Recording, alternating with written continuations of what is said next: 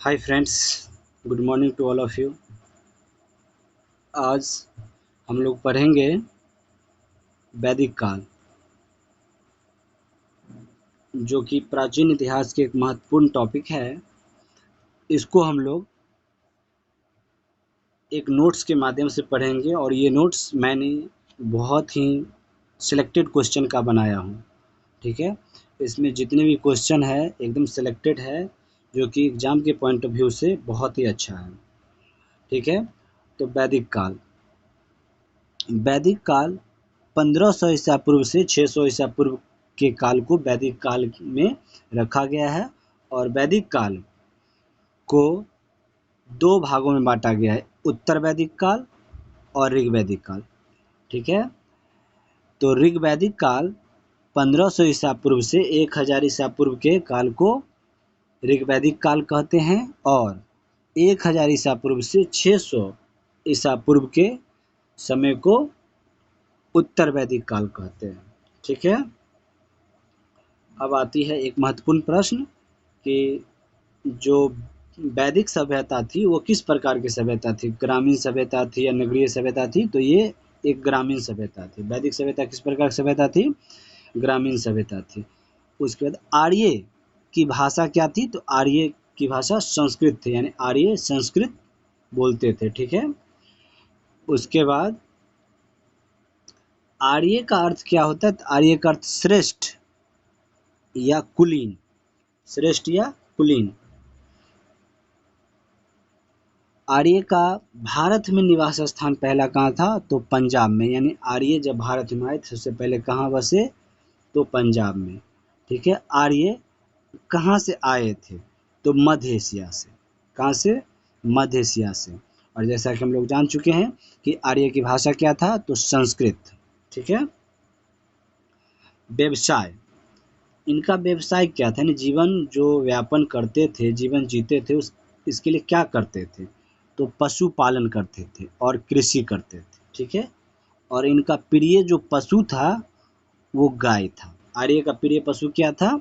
गाय था। ठीक है, भारत में लोहे का प्रयोग 1000 ईसा पूर्व में हुआ था, यानी ऋग्वैदिक काल में ही पहले बार लोहे का प्रयोग हुआ था। ठीक है, जैसा कि हम लोग पहले पढ़ चुके हैं कि हड़प्पन सिविलाइजेशन में तांबा का प्रयोग हुआ था, यानी मानव ने सबसे पहले किस धातु का प्रयोग किया? तो तांबा का।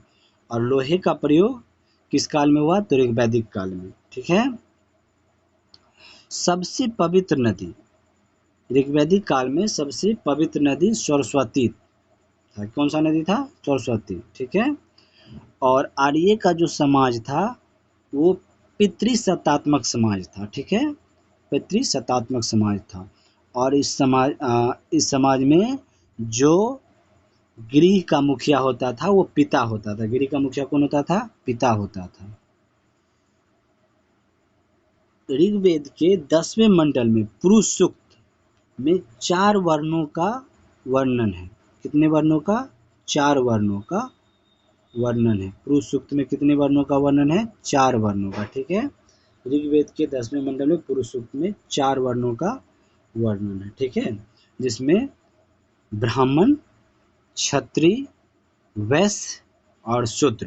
ठीक है, इसका कार्य था, ब्राह्मण का कार्य था पूजा पाठ करवाना और विद्या अर्जन करना।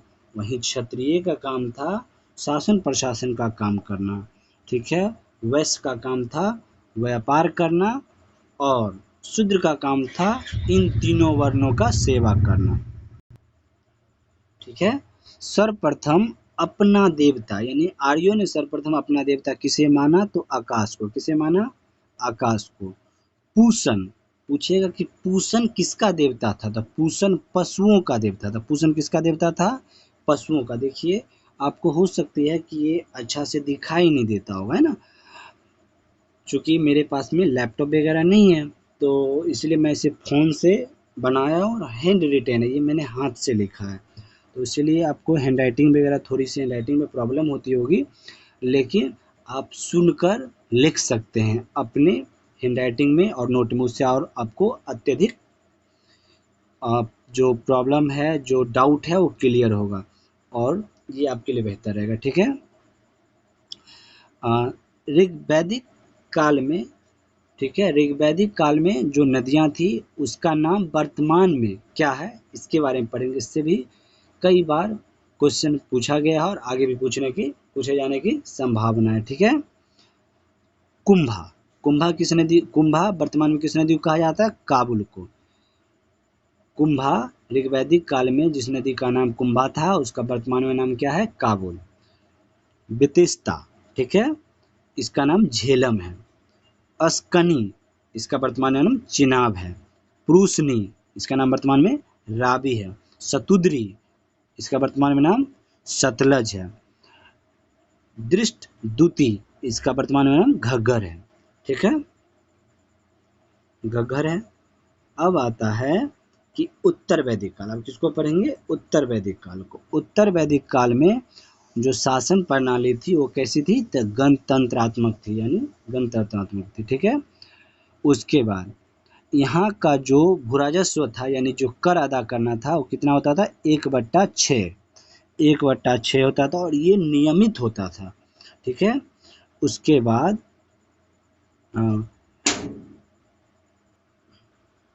गोत्र व्यवस्था की पहली बार शुरुआत उत्तर वैदिक काल में होता है। ठीक है। गोत्र व्यवस्था जैसे होता है ना कि कश्यप गोत्र हो गया, जो लोगों को गोत्र होता है, शादी विवाह में बोलता है अपने गोत्र का नाम लीजिए, है ना, या किसी भी संस्कार में, तो वो गोत्र व्यवस्था का प्रचलन किसमें हुआ था? तो उत्तर वैदिक। संस्कारों की कुल संख्या 16, यानी संस्कारों का पहली बार वर्णन किस काल में मिलता है? तो उत्तर वैदिक काल में। ठीक है। पूछेगा कि कुल कितने संस्कार हैं? तो 16 संस्कार है। ठीक है। विवाह, यानी विवाहों का प्रकार का भी वर्णन उत्तर वैदिक काल में होता है और 8 प्रकार का विवाह का वर्णन मिलता है। ठीक है। 8 प्रकार के विवाह का वर्णन मिलता है। ठीक है। लिंग पूजा का पहला बार स्पष्ट जो वर्णन मिलता है वो भी उत्तर वैदिक काल में मिलता है और इसका वर्णन मत्स्य पुराण में मिलता है। ठीक है। लिंग पूजा का पहला वर्णन किस में मिलता है? हमें मत्स्य पुराण से, उत्तर वैदिक काल में। ठीक है। उसके बाद विवाह का जो 8 प्रकार है उसमें मैंने 2 प्रकार के विवाह को यहाँ पे लिखा हूँ। ठीक है।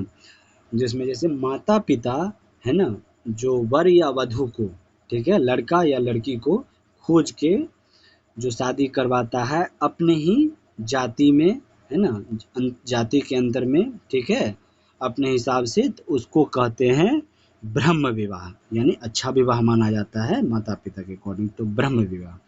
वहीं जो लड़का या लड़की अपने अनुसार प्रेम करके विवाह करता है, प्रेम करके विवाह, तो उसे कहते हैं गंधर्व विवाह। ठीक है। गंधर्व विवाह। पूछेगा आपसे 4 आश्रमों का वर्णन, है ना, 4 आश्रमों का वर्णन का पता हमें किससे चलता है? तो जाबलो उपनिषद से। ठीक है। जाबलो उपनिषद से हमें 4 आश्रम का पता चलता है और ये भी उत्तर वैदिक काल में। ठीक है। अब आता है कुछ महत्वपूर्ण क्वेश्चन, जैसे वेद कितने हैं? तो 4। सबसे प्राचीन वेद कौन सा है? तो ऋग्वेद। भारतीय इतिहास को जानने के लिए सबसे प्राचीन ग्रंथ कौन सा है?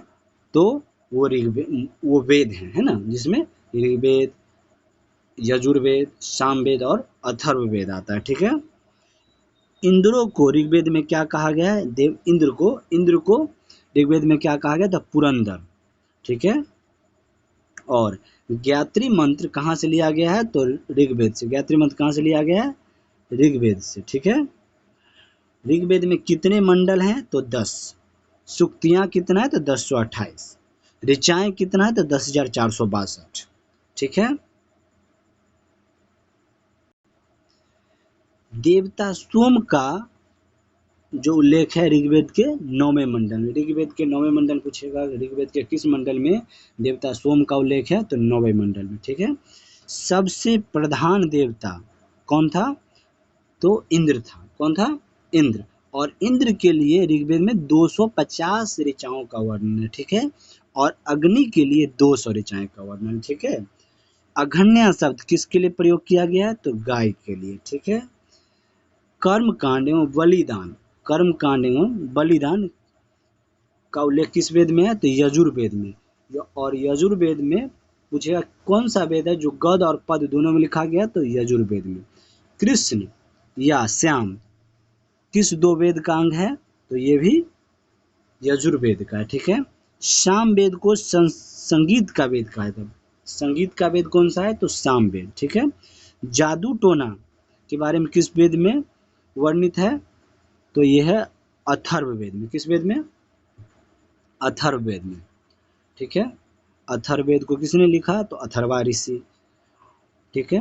नर बलि प्रथा का प्रारंभिक संकेत किससे मिलता है? यानी जो मानव को, नर मतलब मानव को जो बलि दिया जाता था, इसका हमें सबसे पहला साक्ष्य कहाँ से मिलता है? तो ऐत्रेय ब्राह्मण से। किससे? ऐत्रेय ब्राह्मण से। उपनिषदों की संख्या टोटल कितना है? 108। याद रखिएगा, उपनिषद कितना है? 108। और उपनिषद का शाब्दिक अर्थ क्या होता है? तो समीप बैठना। क्या होता है? समीप बैठना। अथर्ववेद का उपनिषद मुंडकोपनिषद से सत्यमेव जयते लिया गया। मतलब कि जो सत्यमेव जयते है वो किससे लिया गया? तो मुंडकोपनिषद से। और मुंडकोपनिषद का वर्णन किस में है? तो अथर्ववेद में। पुराणों की संख्या कितनी है? तो 18। और सबसे पुराना पुराण कौन सा है? तो मत्स्य पुराण। याद रखिएगा, पूछेगा पुराणों की संख्या कितना है? तो 18। और सबसे पुराना पुराण कौन सा है? तो मत्स्य पुराण। वेदांग कितने हैं? 6। ये पिछली बार जो बिहार पुलिस का एग्जाम हुआ था उसमें ये क्वेश्चन पूछा हुआ था कि वेदांगों की संख्या कितनी है? तो 6। कभी कभी आपको 3 वेदांग दे देगा और 1 वेदांग इसमें नहीं रहेगा, पूछेगा इनमें से कौन सा वेदांग नहीं है, या पूछ देगा कि 3 ऑप्शन रहेगा जिसमें नहीं रहेगा और 1 रहेगा रहने वाला, तो पूछ देगा इनमें से कौन सा है जो वेदांग है। तो इसी प्रकार याद रखिए, वेदांग सभी याद रखिए। शिक्षा, कल्प, निरुक्त, छंद, व्याकरण और ज्योतिष, ये 6 वेदांग है। ठीक है। और वेदांग का उल्लेख किस में है? तो मुंडकोपनिषद में। किस में? मुंडकोपनिषद में, जिससे सत्यमेव जयते लिया गया। जैसा कि याद होगा आपको कि मुंडकोपनिषद से ही सत्यमेव जयते लिया गया है। 2 महाकाव्य, रामायण और महाभारत। ठीक है। महाकाव्य कितने हैं? तो 2 महाकाव्य हैं, रामायण और महाभारत। ठीक है। महाभारत को विश्व का सबसे बड़ा महाकाव्य माना जाता है। ठीक है। जिसके रचनाकार कौन है? वेद व्यास। और ये कितने पर्वों में विभक्त है? ये भी कभी कभी पूछ देते हैं। तो 18 पर्वों में। याद रखिए कितने पर्व, महाभारत कितने पर्वों में विभक्त है? 18 पर्वों में। और इसका दूसरा नाम क्या है? तो जय संहिता। क्या नाम है?